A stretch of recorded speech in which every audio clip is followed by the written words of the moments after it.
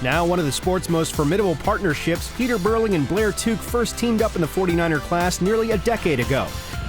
They won silver at London 2012 before a near 4-year undefeated streak, which saw them head into the Olympics in Rio with their sights firmly set on gold.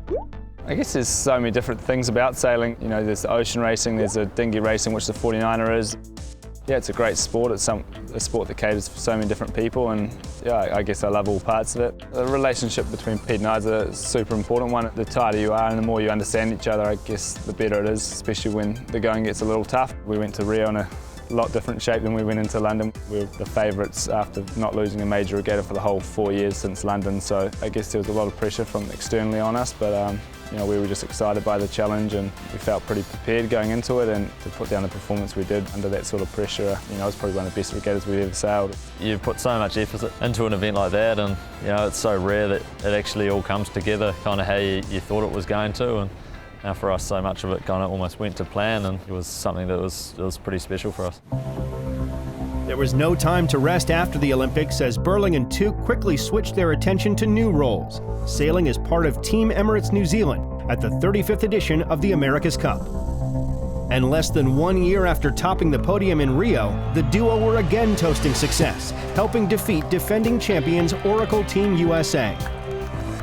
In October, the two partners then began racing each other, climbing aboard separate vessels for the 8-month around-the-world Volvo Ocean Race. I've always wanted to do a Volvo, and I feel like I've got a pretty good opportunity here to do it with these guys, and I'm really enjoying it at the moment. You know, great bunch of people, and I'm really just looking forward to getting into the race. Oh, last time we raced, I don't know, maybe when we sailed sort of Monster A classes, or sometimes we go like, we used to go one up in the 49er, race against each other, so that'll be a bit of fun. We had a bit of practice yesterday versus them, but we'll see how we can go today.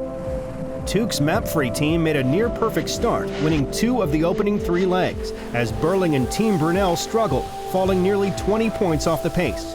There was some good news for the 27-year-old, however, as he was named Male World Sailor of the Year in November. A winning run of 44 points in 4 legs for Brunel tightened things up at the top of the standings.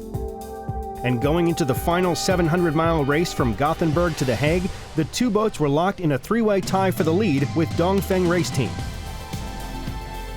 Pretty crazy to think it's all going to come down to this last little sprint to The Hague. We're definitely up for it, and it's amazing for sailing, I think, for it all to come down to this, and just shows you how close the competition's been all the way around, and to end up here now and the chance of winning, we're pretty pumped for it. In the competition's closest finale ever, it was Dongfeng Race Team who crossed the line first, with Tuke and Burling having to settle for 2nd and 3rd on this occasion. It's been a pretty incredible trip around the world. Obviously, you know, pretty bittersweet today. Yeah, we had a pretty good chance of leading it and winning it overall, but pretty blown away by the reception here in The Hague. And yeah, just looking forward to having a little bit of time off.